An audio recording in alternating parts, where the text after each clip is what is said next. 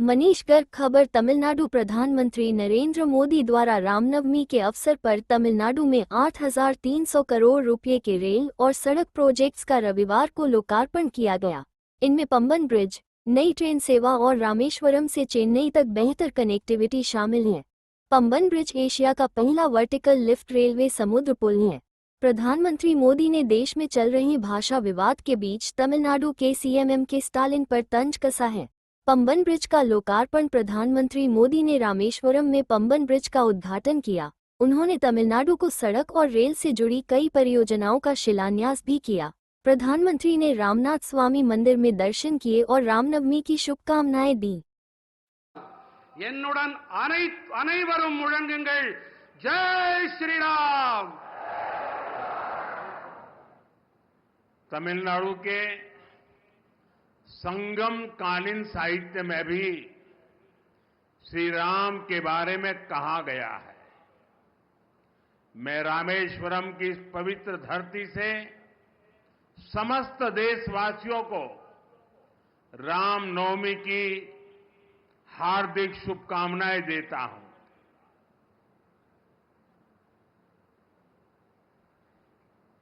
தமிழ்நாட்டின் சங்ககால இலக்கியத்திலும் கூட ஸ்ரீ ராமபிரானை பற்றி கூறப்பட்டிருக்கின்றது।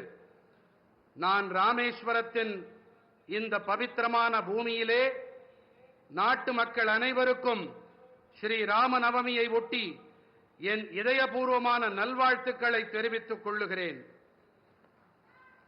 Friends, I feel blessed that I could pray at the Ramanath Swamy temple today.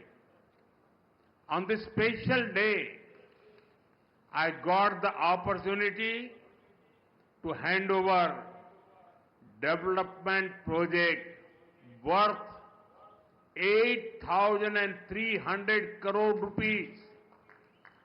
These rail and road projects will boost connectivity in Tamil Nadu. I congratulate my brothers and sisters in Tamil Nadu for these projects. நண்பர்களே, ராமநாத சுவாமி ஆலயத்தில் இன்று வழிபட்ட போது ஆசிகள் நிரம்ப பெற்றவனாய் நான் உணர்ந்தேன்। இந்த விசேஷமான நாளன்று 8,300 கோடி ரூபாய் மதிப்பிலான நலத்திட்டங்களை அர்ப்பணிக்கும் வாய்ப்பு எனக்கு கிடைத்தது। இந்த ரயில் மற்றும் சாலை திட்டங்கள் தமிழ்நாட்டிலே இணைப்பு திறனை வலுப்படுத்தும்। இந்த திட்டங்களின் பொருட்டு தமிழ்நாட்டின் என் சகோதர சகோதரிகளுக்கு நான் என் வாழ்த்துக்களை தெரிவித்துக் கொள்ளுகிறேன்। Friends, this is the land of Bharat Ratna Dr. Kalam. His life showed us that science and spirituality complement each other.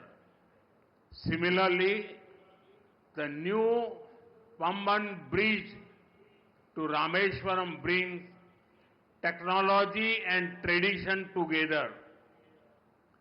நண்பர்களே, இது பாரத் ரத்னா டாக்டர் கலாம் அவர்களின் பூமி। அறிவியலும் ஆன்மீகமும் ஒன்றையொன்று நிறைவு செய்பவை என்பது அவருடைய வாழ்வு நமக்கு காட்டுகிறது। அதே போல ராமேஸ்வரத்திற்கான இந்த புதிய பாம்பன் பாலமும் கூட தொழில்நுட்பத்தையும் பாரம்பரியத்தையும் ஒன்று சேர்க்கின்றது। A town that is thousands of years old is being connected by a 21st century engineering wonder. I thank our engineers and workers for their hard work.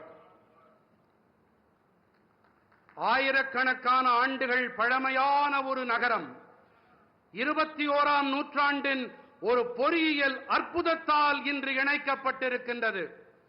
தங்களுடைய தீவிரமான உழைப்பிற்காக நான் நமது பொறியாளர்களுக்கு என் நன்றிகளை தெரிவித்துக் கொள்ளுகிறேன்। This bridge is India's first vertical lift railway sea bridge. Big ships will be able to sail under it. Trains will also be able to travel faster on it. I just flagged off a new train service and also a ship a short while ago. Once again, I congratulate the people of Tamil Nadu for this project. இந்த பாலம்தான் இந்தியாவின் முதல் செங்குத்து தூக்கு ரயில் வழி கடல் பாலம். இதற்கடியிலே பெரிய கப்பல்களாலும் பயணத்தை மேற்கொள்ள முடியும். ரயில்கள் இதன் மீது விரைவாக பயணிக்க இயலும். நான் சற்று நேரம் முன்னதாகத்தான் ஒரு புதிய ரயில் சேவையையும் ஒரு கப்பல் பயணத்தையும் துவக்கி வைத்தேன்.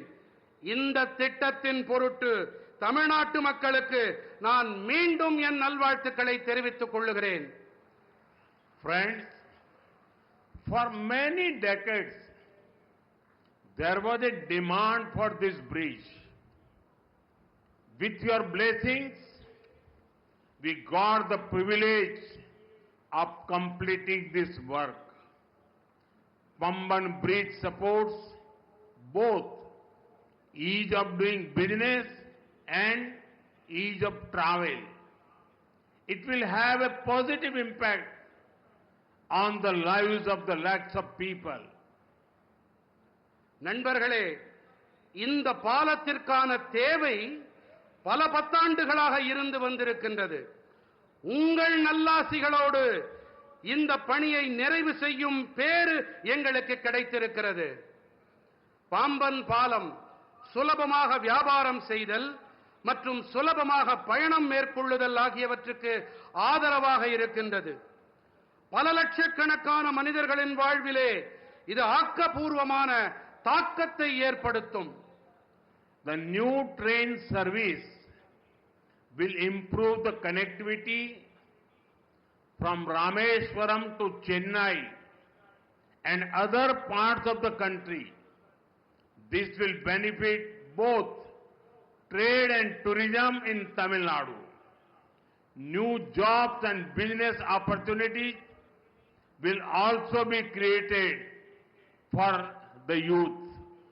ராமேஸ்வரம் தொடங்கி சென்னை வரையும் நாட்டின் பிற பகுதிகளுக்கும் இடையிலான இணைப்பினை இந்த புதிய ரயில் சேவை மேம்படுத்தும். தமிழ்நாட்டின் சுற்றுலா மற்றும் வணிகத்திற்கு இது ஆதாயங்களை அள்ளித்தரும். இளைஞர்களுக்கான புதிய வேலை வாய்ப்புகள் மற்றும் சந்தர்ப்பங்களை இது ஏற்படுத்தி தரும்.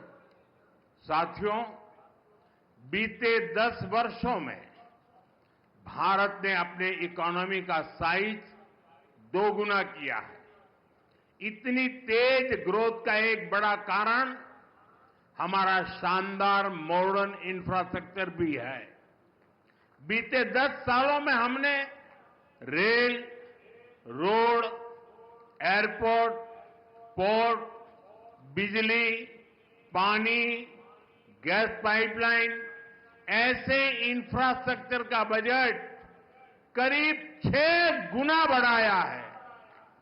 நண்பர்களே, கடந்த 10 ஆண்டுகளிலே பாரதம் தனது பொருளாதாரத்தின் அளவினை இரட்டிப்பாக்கி இருக்கின்றது. இத்தனை விரைவான வளர்ச்சிக்கான ஒரு பெரிய காரணம் என்று சொன்னால் நமது அருமையான நவீன கட்டமைப்பும் அதில் அடங்கும். கடந்த 10 ஆண்டுகளில் நாம் ரயில், சாலை, விமான நிலையம், துறைமுகங்கள், மின்னாற்றல், நீர், எரிவாயு குழாய்கள் போன்ற கட்டமைப்புகளுக்கான நிதி ஒதுக்கீட்டை 6 மடங்கு உயர்த்தி இருக்கின்றோம். आज देश में बहुत तेजी से मेगा प्रोजेक्ट पर काम हो रहा है. आप नॉर्थ में देखेंगे तो जम्मू कश्मीर में दुनिया के सबसे ऊंचे रेल ब्रिज में से एक चिनाब ब्रिज बना है. वेस्ट में जाएंगे तो मुंबई में देश का सबसे लंबा सी ब्रिज अटल सेतु बना है. ईस्ट में जाएंगे तो असम के बोगीबील ब्रिज के दर्शन होंगे और साउथ में आते हैं तो दुनिया के गिने चुने वर्टिकल लिफ्ट ब्रिज में से एक पम्बन ब्रिज का निर्माण पूरा हुआ है। இன்று தேசத்தின் மிக விரைவாக மெகா திட்டங்கள் தொடர்பான பணிகள் நடைபெற்று வருகின்றன. வடக்கிலே நீங்கள் பார்த்தீர்களானால் ஜம்மு காஷ்மீரத்திலே உலகின் மிக உயரமான ரயில் பாலங்களில் ஒன்றான சினாப் பாலம் அமைக்கப்பட்டிருக்கின்றது. மேற்கிலே பார்த்தீர்கள் என்றால் மும்பையிலே தேசத்தின் மிக நீளமான கடல் பாலமான அடல் பாலம் அமைக்கப்பட்டிருக்கின்றது. கிழக்கிலே கவனித்தோம் என்றால் அசாமின் போகிபீல் பாலத்தை நீங்கள் பார்க்கலாம். மேலும் தெற்கு நோக்கி பயணித்தால் உலகின் வெகு குறைவான செங்குத்து உயர்த்தல் கொண்ட பாலங்களில் ஒன்றான பாம்பன் பாலத்தின் நிர்மாணம் நிறைவடைந்திருக்கின்றது. इसी तरह ईस्टर्न और western freight corridor, dedicated freight corridor भी तैयार हो रहे हैं. देश की पहली बुलेट ट्रेन पर तेजी से काम चल रहा है. वंदे भारत, अमृत भारत और नमो भारत जैसी आधुनिक ट्रेनें रेल नेटवर्क को और आधुनिक बना रही है. இதைப் போலவே கிழக்கு மற்றும் மேற்கு பிரத்யேகமான சரக்கு போக்குவரத்து இடைவெளியும் கூட அமைக்கப்பட்டு வருகின்றது. தேசத்தின் முதல் புல்லட் ரயில் தொடர்பான பணிகளும் விரைவாக நடந்தேறி வருகின்றன. வந்தே பாரத், அம்ருத் பாரத் மற்றும் நமோ பாரத் போன்ற நவீன ரயில்களும் ரயில் வலைப்பின்னலை மேலும் நவீனப்படுத்தி வருகின்றன. साथियों, जब भारत का हर रीजन आपस में कनेक्ट होता है तो डेवलप नेशन बनाने का रास्ता मजबूत होता है. दुनिया के हर डेवलप नेशन, हर डेवलप रीजन में यही हुआ है. आज जब भारत का हर स्टेट आपस में कनेक्ट हो रहा है तो पूरे देश का पोटेंशियल सामने आ रहा है. इसका बेनिफिट भी देश के हर रीजन को हो रहा है, हमारे तमिलनाडु को हो रहा है. நண்பர்களே, பாரதத்தின் அனைத்து பகுதிகளும் பரஸ்பர இணைப்புகள் உடையவையாக ஆகும்போது வளர்ந்த தேசமாக ஆகும் பாதை மேலும் வலுவடைகிறது. உலகின் அனைத்து வளர்ச்சியடைந்த நாடுகளில் வளர்ச்சிக்கான காரணம் இதுதான். இன்று பாரதத்தின் அனைத்து மாநிலங்களும் ஒன்றோடு ஒன்று இணைக்கப்படும் போது தேசத்தின் ஒட்டுமொத்த சாத்தியங்களும் வெளிப்படுத்தப்படுகின்றன. இவற்றின் ஆதாயங்களும் கூட தேசத்தின் அனைத்து பகுதிகளுக்கும் கிடைக்கின்றன. நமது தமிழ்நாட்டிற்கும் கிடைத்து வருகின்றது. साथियों, विकसित भारत के सफर में तमिलनाडु का बहुत बड़ा रोल है. मैं मानता हूं तमिलनाडु का सामर्थ्य जितना ज्यादा बढ़ेगा, भारत की ग्रोथ उतनी ही तेज होगी. बीते दशक में तमिलनाडु के विकास के लिए 2014 से पहले की तुलना में 3 गुना ज्यादा पैसा सेंटर से दिया गया है. जब इंडी अलायंस की सरकार थी, डीएमके उस सरकार में विराजमान थी, तब जितना पैसा मिला उससे 3 गुना मोदी सरकार ने दिया है. इससे तमिलनाडु की इकोनॉमिक और इंडस्ट्रियल ग्रोथ में बहुत बड़ी मदद मिली है. நண்பர்களே, வளர்ச்சியடைந்த பாரதம் நோக்கிய பயணத்தில் தமிழ்நாட்டிற்கென மிகப்பெரிய பங்கு இருக்கின்றது. தமிழ்நாட்டின் வல்லமை எத்தனை அதிகம் உயர்கிறதோ பாரதத்தின் வளர்ச்சியும் அந்த அளவுக்கு விரைவாகும் என்று நான் கருதுகிறேன். கடந்த பத்தாண்டிலே தமிழ்நாட்டின் வளர்ச்சிக்காக 2014ஆம் ஆண்டிற்கு முந்தைய காலத்துடன் ஒப்பு நோக்கும்போது திராவிட முன்னேற்றக் கழகத்தின் ஆட்சி கூட்டணியில் இருந்தபோது இருந்ததை விட 3 மடங்கு அதிக நிதியை மத்திய அரசு அளித்திருக்கிறது. தமிழ்நாட்டின் பொருளாதாரம் மற்றும் தொழில்துறை வளர்ச்சிக்கு இது மிக அதிக அளவு உதவி இருக்கின்றது. साथियों, तमिलनाडु का इंफ्रास्ट्रक्चर भारत सरकार की प्रायोरिटी है। बीते एक दशक में तमिलनाडु का रेलवे बजट 7 टाइम्स से ज्यादा इंक्रीज किया गया है। நண்பர்களே, தமிழ்நாட்டின் கட்டமைப்பு தான் பாரத அரசின் முதன்மை. கடந்த பத்தாண்டிலே தமிழ்நாட்டின் ரயில் துறை பட்ஜெட்டிலே 7 மடங்கிற்கும் அதிகமான அதிகரிப்பு செய்யப்பட்டிருக்கின்றது. इसके बावजूद भी कुछ लोगों को बिना कारण रोते रहने की आदत है, वो रोते रहते हैं। இவற்றையெல்லாம் செய்த பிறகும் கூட சிலர் அழுது கொண்டே இருக்கிறார்கள்.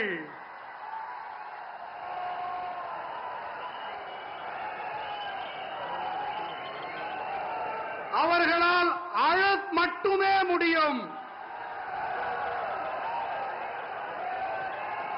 அவர்கள் அழுதுவிட்டு போகட்டும். 2014 से पहले रेल प्रोजेक्ट्स के लिए हर साल सिर्फ ओनली 900 करोड़ रुपीस ही मिलते थे। और आपको पता है उस समय इंडियन अलायंस के मुख्य कर्ता धर्ता कौन थे, ये आपको पता है। इस वर्ष तमिलनाडु का रेल बजट 6,000 करोड़ रुपए से ज्यादा है। भारत सरकार यहां के 77 रेलवे स्टेशन को मॉडर्न भी बना रही है। इसमें रामेश्वरम का स्टेशन भी शामिल है। 2014ஆம் ஆண்டிற்கு முன்பு வரை ரயில் துறை திட்டங்களுக்காக ஒவ்வொரு ஆண்டும் வெறும் 900 கோடி ரூபாய் மட்டுமே கிடைத்து வந்தது. அப்போதெல்லாம் கூட்டணியிலே யார் ஆட்சியில் அமர்ந்திருந்தார்கள் என்பதை நான் கூற தேவையே இல்லை. இந்த ஆண்டு தமிழ்நாட்டின் ரயில் பட்ஜெட் 6000 கோடி ரூபாய்க்கும் அதிகம். பாரத அரசு தமிழ்நாட்டில் இருக்கும் 77 ரயில் நிலையங்களையும் நவீனப்படுத்தும் பணிகளில் ஈடுபட்டு வருகின்றது. இதிலே ராமேஸ்வரம் ரயில் நிலையமும் இடம் பெற்றிருக்கின்றது. साथियों, लास्ट 10 इयर्स में प्रधानमंत्री ग्राम सड़क योजना के तहत गांवों के रोड और हाईवे के क्षेत्र में भी बहुत सारा काम हुआ है। 2014 के बाद तमिलनाडु में केंद्र सरकार की मदद से 4000 किलोमीटर रोड्स बनी है। चेन्नई पोर्ट को कनेक्ट करने वाला एलिवेटेड कॉरिडोर शानदार इंफ्रास्ट्रक्चर का एक बेहतरीन उदाहरण बनेगा। நண்பர்களே, கடந்த 10 ஆண்டுகளிலே கிராமப்புற சாலைகள் மற்றும் நெடுஞ்சாலைகள் துறையிலே கூட ஏராளமான பணிகள் மேற்கொள்ளப்பட்டிருக்கின்றன. 2014ஆம் ஆண்டிற்கு பிறகு தமிழ்நாட்டிலே மத்திய அரசின் உதவியோடு 4000 கிலோமீட்டர் அளவுக்கு சாலைகள் போடப்பட்டிருக்கின்றன. சென்னை துறைமுகத்தை இணைக்கவல்ல உயர்த்தப்பட்ட இடைவழி அருமையான கட்டமைப்பிற்கான மேலும் ஒரு எடுத்துக்காட்டு.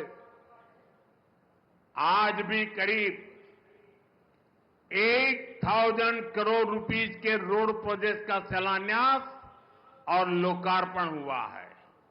ये प्रोजेक्ट तमिलनाडु के अलग अलग डिस्ट्रिक्ट के साथ ही आंध्र प्रदेश के साथ भी कनेक्टिविटी बेहतर करेंगे. இன்றும் கூட சுமார் 8000 கோடி ரூபாய் மதிப்பிலான சாலை திட்டங்களுக்கான அடிக்கல் நாட்டப்பட்டு இவை தேசத்திற்கு அர்ப்பணம் செய்யப்பட்டிருக்கின்றது. இந்த திட்டங்கள் தமிழ்நாட்டின் பல்வேறு மாவட்டங்களோடு மட்டுமல்லாமல் ஆந்திர பிரதேசத்துடனான இணைப்பையும் மேம்படுத்தும். साथियों, चेन्नई मेट्रो जैसा मॉडर्न पब्लिक ट्रांसपोर्ट भी तमिलनाडु में ईज ऑफ ट्रैवल को बढ़ा रहा है. हमें याद रखना है, जब इतने सारे इंफ्रास्ट्रक्चर का काम होता है तो इससे हर सेक्टर में नई जॉब भी क्रिएट होती है. मेरे नौजवानों को रोजगार के नए अवसर मिलते हैं. நண்பர்களே, சென்னை மெட்ரோ போன்ற நவீன பொதுமக்கள் போக்குவரத்து வசதியும் கூட தமிழ்நாட்டிலே சுலபமான பயணம் மேற்கொள்ளுதலை மேம்படுத்துகிறது.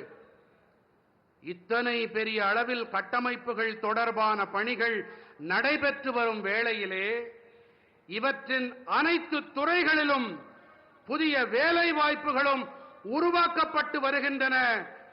என்னுடைய இளைஞர்களுக்கு வேலை வாய்ப்புகள் ஏற்படுத்தப்படுகின்றன என்பதை நாம் நினைவில் கொள்ள வேண்டும், மறந்துவிடக் கூடாது.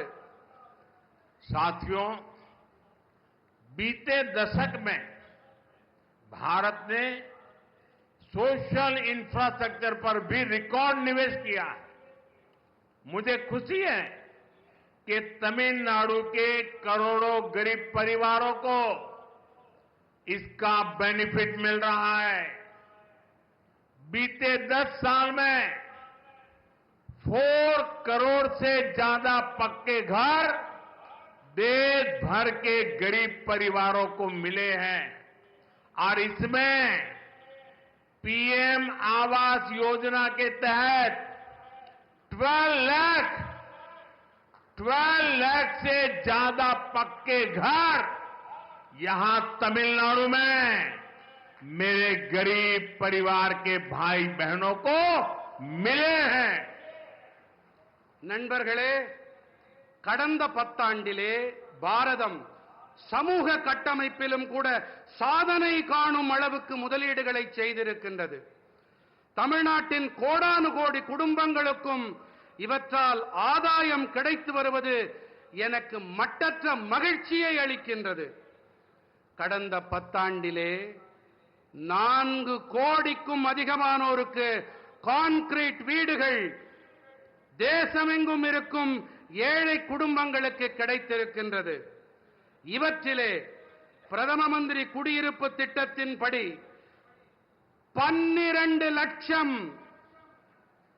12 லட்சத்திற்கும் மேற்பட்ட கான்கிரீட் வீடுகள் இங்கே என்னுடைய ஏழை சகோதர சகோதரிகள் தமிழ்நாட்டிலே அவர்களுக்கு கிடைத்துவிட்டன. पिछले 10 सालों में गांवों में करीब 12 करोड़ परिवारों तक पहली बार पाइप से वाटर नीर पहुंचाया गया है. इसमें 1 करोड़ 11 लाख फैमिलीज मेरे तमिलनाडु की है. इनके घर में पहली बार टैप वाटर पहुंचा है. इसका बहुत बड़ा लाभ तमिलनाडु की मेरी माताओं बहनों को मिला है. கடந்த 10 ஆண்டுகளிலே கிராமங்களில் 12 கோடி குடும்பங்களுக்கு முதன்முறையாக குழாய் வழி குடிநீர் கொண்டு சேர்க்கப்பட்டிருக்கிறது. இவற்றிலே 1,11,00,000 குடும்பங்கள் தமிழ்நாட்டைச் சேர்ந்தவை. இவர்களுடைய இல்லங்களிலே முதன்முறையாக குழாய் வழி குடிநீர் சென்றடைந்திருக்கிறது. இதனால் மிகப்பெரிய ஆதாயம் அடைந்தவர்கள் நம்முடைய தாய்மார்கள், சகோதரிகள் தான். साथियों, देशवासियों को क्वालिटी और सस्ता इलाज देने से ये हमारी सरकार का कमिटमेंट है.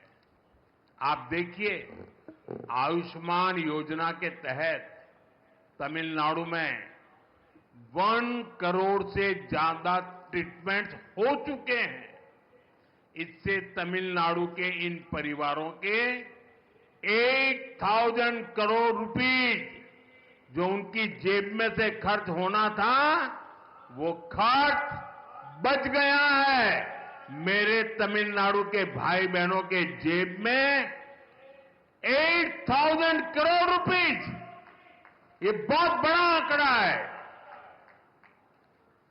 நண்பர்களே, நாட்டு மக்களுக்கு தரமான மற்றும் விலை மலிவான சிகிச்சை அளிக்கும் விஷயத்தில் நமது அரசாங்கம் அர்ப்பணிப்போடு செயல்கள் புரிந்து வருகின்றது.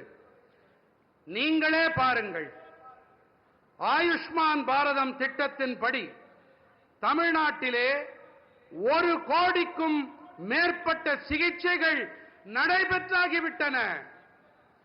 இவற்றிலே தமிழ்நாட்டின் இந்த குடும்பங்கள் 8,000 கோடி ரூபாய், சிறிய தொகை அல்ல, 8,000 கோடி ரூபாய் செலவிலிருந்து காப்பாற்றப்பட்டிருக்கிறார்கள்.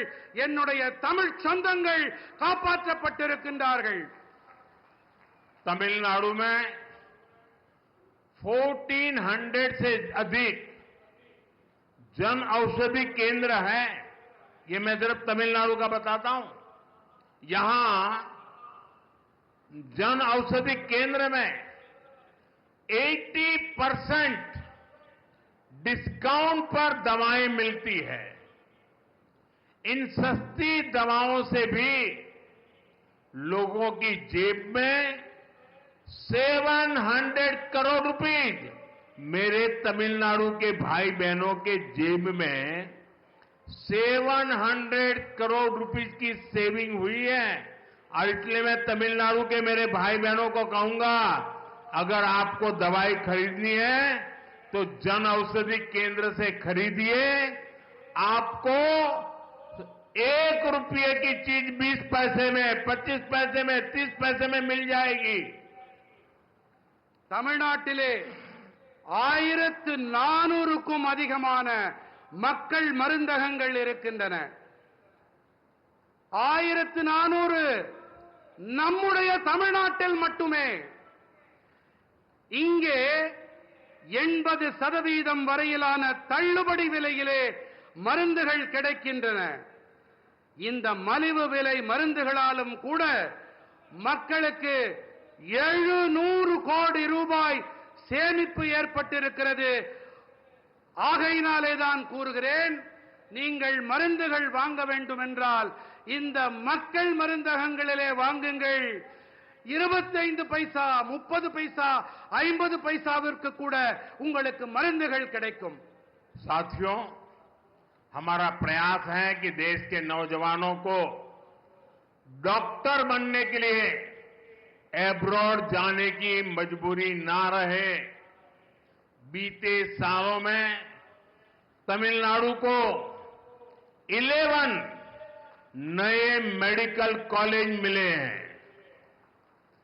நண்பர்களே, நாட்டின் இளைஞர்கள் மருத்துவ படிப்பு படிக்க அயல் நாடுகளுக்கு செல்ல வேண்டிய கட்டாயம் ஏற்படக்கூடாது என்பதே எங்களுடைய முயற்சி. கடந்த ஆண்டுகளிலே தமிழ்நாட்டிற்கு 11 புதிய மருத்துவக் கல்லூரிகள் கிடைத்திருக்கின்றன.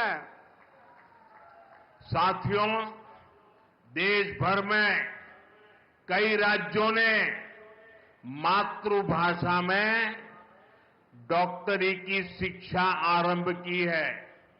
अब गरीब से गरीब मां का बेटा बेटी भी जिसने अंग्रेजी नहीं पढ़ी है वो भी डॉक्टर बन सकते हैं।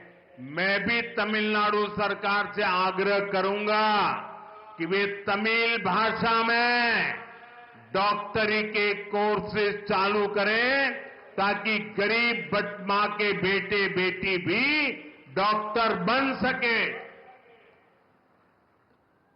மருத்துவ படிப்பினை அதை தமிழிலே செய்ய வேண்டும் என்பதே எங்களுடைய பேரவா. இதற்காக இந்த படிப்பினை படித்த ஏழை தாய்மார்களுடைய குழந்தைகளும் அவர்களாலும் இதை படிக்க முடியும். அதற்காகத்தான் மருத்துவ படிப்பினை கூட தமிழிலே அதை அமைக்கப்பட வேண்டும் என்று நாங்கள் விரும்புகிறோம். இதன் பொருட்டு நான் வேண்டி விரும்பி மாநில அரசிடமும் கேட்டுக் கொள்ளுகிறேன், இந்த ஏழை குழந்தைகளும் மருத்துவ படிப்பை படிக்க வேண்டும் என்பதற்காக பாடத்திட்டத்தினை தமிழ் மொழியிலே செய்து தாருங்கள் என்று வேண்டி விரும்பி கேட்டுக் கொள்ளுகிறேன். साथियों, टैक्स पेयर का दिया हर पैसा गरीब से गरीब के काम आए, यही गुड गवर्नेंस है। तमिलनाडु के लाखों स्मॉल फार्मर्स को पीएम किसान सम्मान निधि के तहत लगभग 12,000 करोड़ रुपए दिए गए हैं। तमिलनाडु के फार्मर्स को पीएम फसल बीमा स्कीम से भी 14,800 करोड़ रुपए का क्लेम मिला है. நண்பர்களே, வரி செலுத்துபவர்கள் செலுத்தும் பணம் மிகவும் ஏழ்மையில் வாடும் மக்களுக்கு துணை வர வேண்டும். இதுதான் நல்லாளுகை. தமிழ்நாட்டின் லட்சக்கணக்கான சிறு விவசாயிகளுக்கு பிரதம மந்திரி விவசாயிகளுக்கான வருமான ஆதரவு திட்டத்தின்படி சுமார் 12,000 கோடி ரூபாய் அளிக்கப்பட்டிருக்கின்றது. தமிழ்நாட்டின் விவசாயிகளுக்கு பிரதம மந்திரி பயிர் காப்பீட்டு திட்டத்தின் வாயிலாக 14,800 கோடி ரூபாய் காப்புறுதி பணம் கோரல் நிறைவேற்றப்பட்டிருக்கிறது. साथियों, भारत की ग्रोथ में हमारी ब्लू इकोनॉमी का बहुत बड़ा रोल होने वाला है. इसमें तमिलनाडु की ताकत दुनिया देख सकती है. तमिलनाडु का हमारा फिशरीज से जुड़ा समाज बहुत मेहनती है. तमिलनाडु के फिशरीज इंफ्रास्ट्रक्चर को मजबूत करने के लिए स्टेट को जो भी मदद चाहिए वो केंद्र सरकार दे रही है. நண்பர்களே, பாரதத்தின் வளர்ச்சியில் நமது நீல பொருளாதாரத்திற்கு மிகப்பெரிய பங்கு அமைய இருக்கின்றது. இதிலே தமிழ்நாட்டின் பலத்தை உலகமே பார்த்து வியக்க இருக்கிறது. தமிழ்நாட்டின் நம்முடைய மீனவ சமூகம் மிகவும் கடினமாக உழைக்கக்கூடிய ஒரு சமூகமாகும். தமிழ்நாட்டின் மீன்வளத்துறை கட்டமைப்பினை வலுப்படுத்த வேண்டி மாநிலத்திற்கு தேவையான உதவிகள் அனைத்தையும் மத்திய அரசு அளித்து வருகின்றது. पिछले 5 साल में पीएम मत्स्य संपदा स्कीम के तहत भी तमिलनाडु को करोड़ों रुपए मिले हैं. हमारी कोशिश यही है कि मछुआरों को ज्यादा फैसिलिटीज मिले, आधुनिक सुविधाएं मिले, चाहे सीवीड पार्क हो या फिर फिशिंग हार्बर और लैंडिंग सेंटर हो. केंद्र सरकार यहां सैकड़ों करोड़ रुपए इन्वेस्ट कर रही है. கடந்த 5 ஆண்டுகளிலே பிரதம மந்திரி மீன்வள திட்டங்களின்படி தமிழ்நாட்டிற்கு கோடிக்கணக்கான ரூபாய் நிதியாக வழங்கப்பட்டிருக்கிறது. அதிகபட்ச நவீன வசதிகள் நமது மீனவர்களுக்கு வழங்கப்பட வேண்டும் என்பதே நம்முடைய முயற்சியாக இருக்கிறது. அது கடற்பாசி பூங்காவாகட்டும், மீன்பிடி துறைமுகமாகட்டும், படகுத்துறையாகட்டும், மத்திய அரசு இங்கே பல நூற்றுக்கணக்கான கோடி ரூபாயை முதலீடு செய்து வருகின்றது. हमें आपकी रक्षा सुरक्षा की भी चिंता है. भारत सरकार फिशरमैन के हर संकट में उनके साथ खड़ी है. भारत सरकार के प्रयासों से बीते 10 साल में 3,700 से ज्यादा फिशरमैन श्रीलंका से वापस लौटे हैं. इनमें से 600 से अधिक फिशरमैन तो पिछले 1 साल में फ्री हुए हैं. और आपको याद होगा, कुछ हमारे मछुआरा साथियों को फांसी की सजा हुई थी.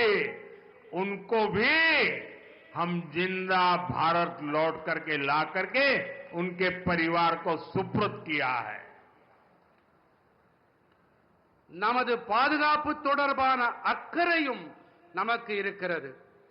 பாரத அரசு மீனவர்களின் அனைத்து சங்கட காலங்களிலும் அவர்களுக்கு தோளோடு தோள் கொடுத்து வந்திருக்கின்றது. பாரத அரசின் முயற்சிகள் காரணமாக கடந்த 10 ஆண்டுகளில் மட்டும் 3700க்கும் மேற்பட்ட மீனவர்கள் இலங்கையிலிருந்து மீட்டுக் கொண்டு வரப்பட்டிருக்கின்றார்கள். இவர்களிலே 600க்கும் அதிகமான மீனவர்கள் மட்டும் கடந்த ஓராண்டிலே மீட்டுக் கொண்டு வரப்பட்டிருக்கின்றார்கள். உங்களுக்கெல்லாம் நன்கு நினைவிருக்கலாம், சில காலம் முன்பாக தூக்கு மேடையை முத்தமிட அவர்கள் போடப்பட வேண்டிய அந்த காலகட்டத்தில் நம்முடைய மீனவர்களை இலங்கையிலிருந்து நம்முடைய மத்திய அரசு மீட்டுக் கொண்டு வந்திருக்கிறது. साथियों, आज दुनिया में भारत के प्रति आकर्षण बढ़ा है.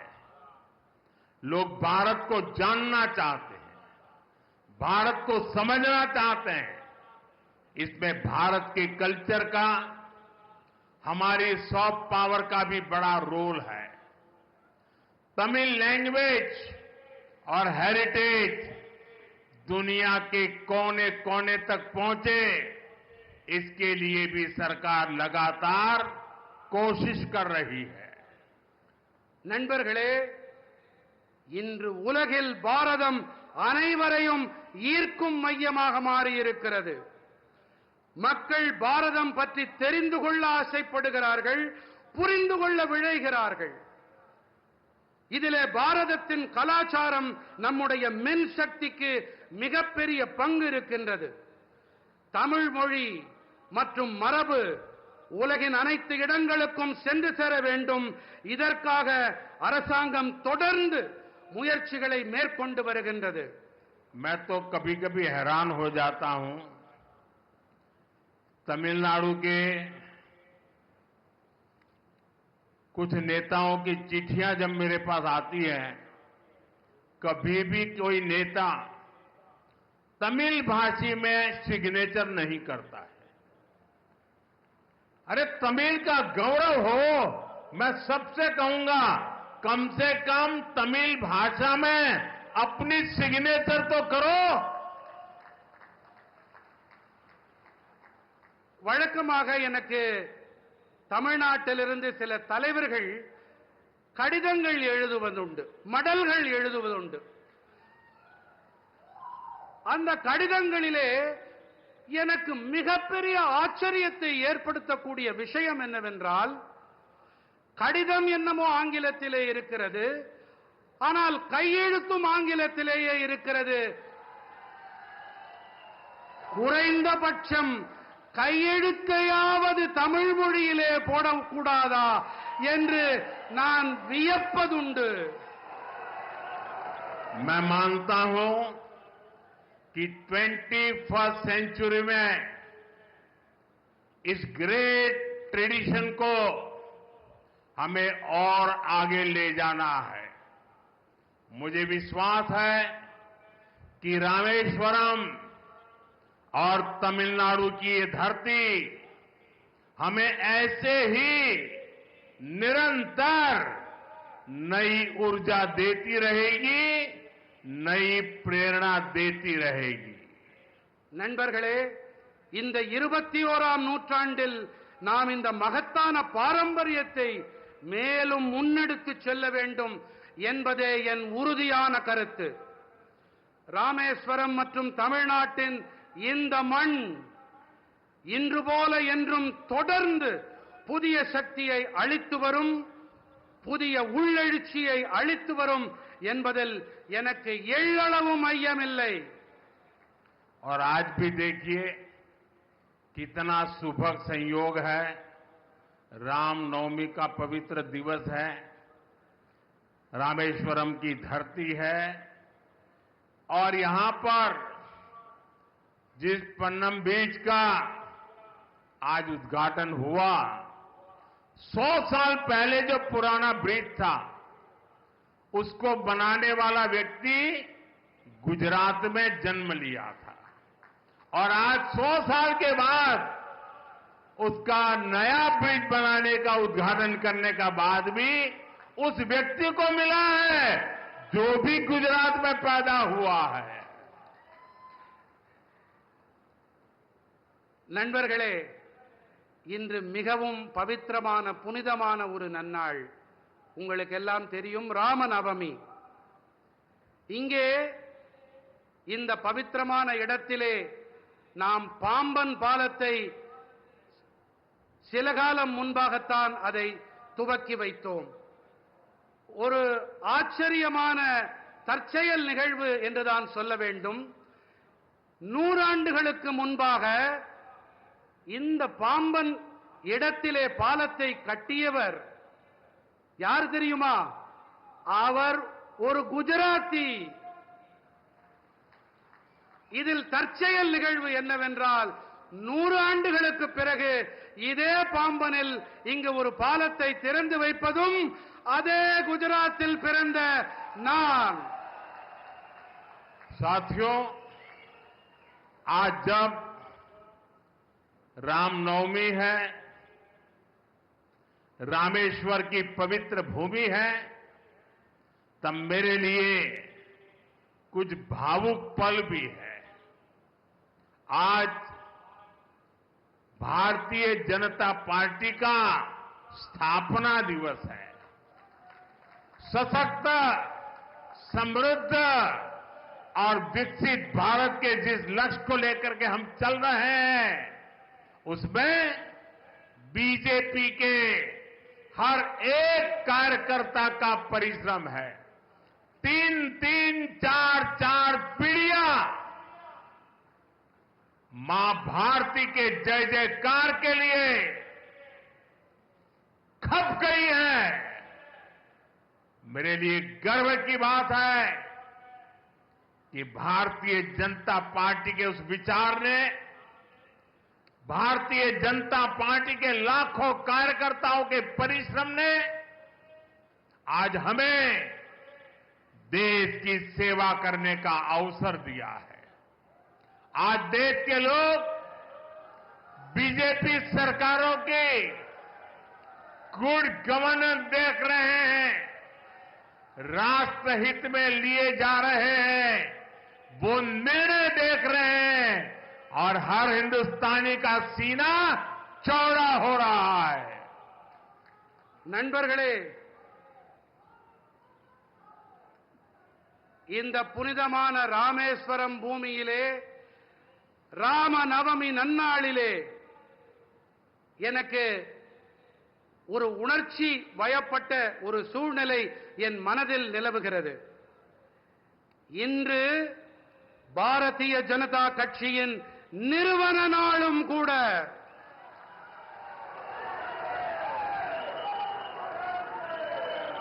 சக்தி படைத்த தன்னிறைவு கொண்ட வளர்ச்சியடைந்த பாரதம் என்ற லட்சியத்தை மனதிலே தாங்கி நாம் பயணித்துக் கொண்டிருக்கிறோம். இதற்காக பலர் 2, 3, 4 தலைமுறைகளாக கூட தங்கள் வாழ்க்கையை பல தலைமுறைகளாக தங்கள் அனைத்தையும் இழந்து இதனை ஈட்டி இருக்கின்றோம். நாம் இதிலே பாரதிய ஜனதா கட்சியின் அனைத்து தொண்டர்களின் கடினமான உழைப்பு அடங்கி இருக்கிறது.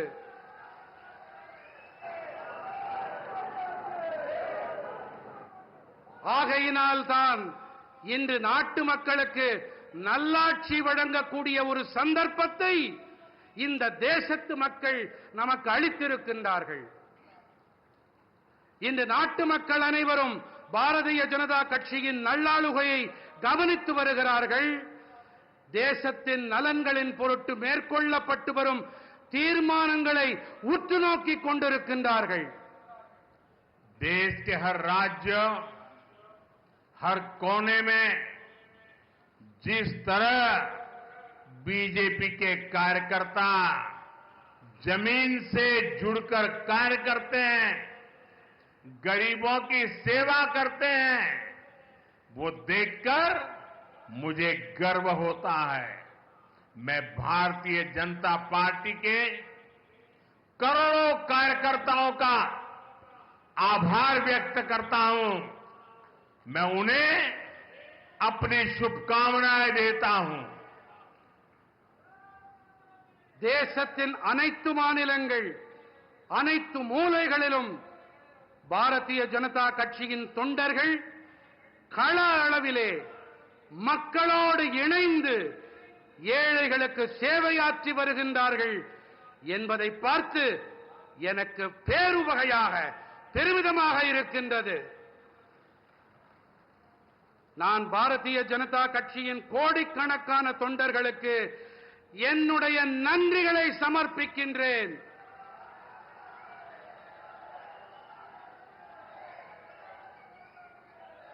உங்கள் அனைவருக்கும் என்னுடைய இனிய நல்வாழ்த்துக்களை காணிக்கையாக்குகின்றேன்.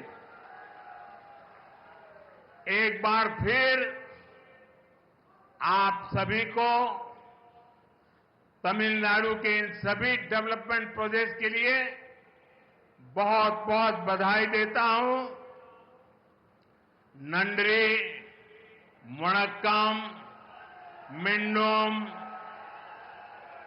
संदीपम, भारत माता की, भारत माता की, भारत माता की. மீண்டும் ஒரு முறை உங்கள் அனைவருக்கும் தமிழ்நாட்டின் இந்த அனைத்து வளர்ச்சி திட்டங்களுக்கான நல்வாழ்த்துக்கள். நன்றி.